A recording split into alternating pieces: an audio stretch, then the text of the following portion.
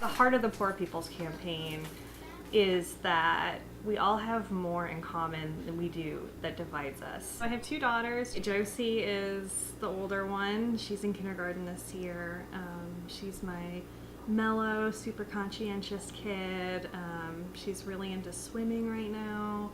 She wants to be a deep sea diver when she grows up, so she's learning how to swim so she can achieve that goal. Amelia is in pre-K. She's 5, and she is my spunky, independent, hard-headed kid, who I always jokingly say it's just my job to keep her alive and not kill her spirit until she's 18 and then send her out in the world and see what she can do with it. She's amazing. She's playing basketball right now and she's terrible, but she has so much fun and we love her.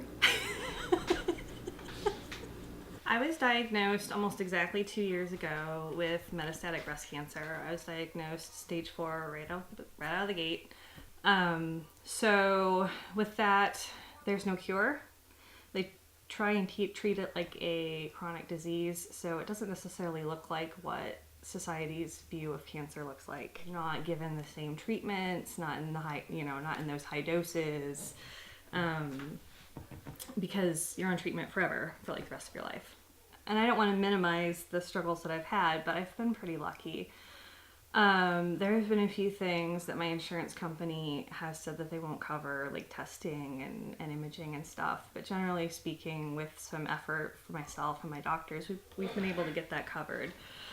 Ironically, no single event in my life has brought my privilege more into focus than my diagnosis, if that makes any sense. And that's because, I'm a white cisgender woman who doesn't have to work. My husband has a good job and he has really good benefits. That being said, we still have to budget thousands of dollars to pay for my care every year. And I know I meet people in person and in online support groups just about every day who are struggling with one or multiple of those things that I don't necessarily struggle with.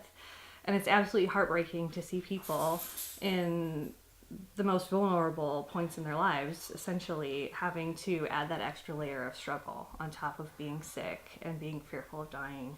Statistically speaking, just objectively, if I were a woman of color or if I were a transgender person, I would have access to fewer options and I would not receive as good a care as I do as a white woman.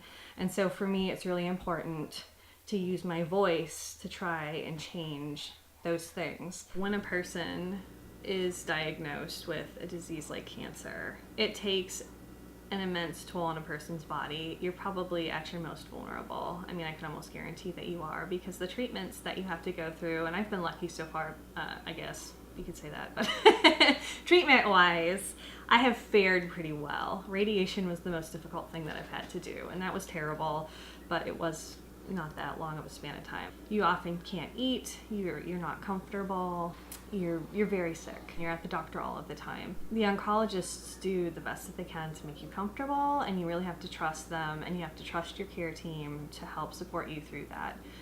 And when you see someone in that vulnerable position